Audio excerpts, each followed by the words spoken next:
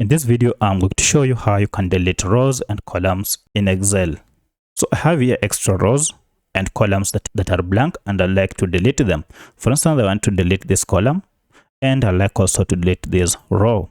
Now to delete the column, go on top here where we have the alphabetical letters, and then identify the row you want to delete, and then you'll see the arrow sign. Tap on it to select the whole column.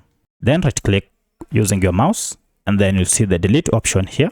Tap on it to delete it, and as you can see, the column that was in the middle has been deleted. To delete a row, do the same.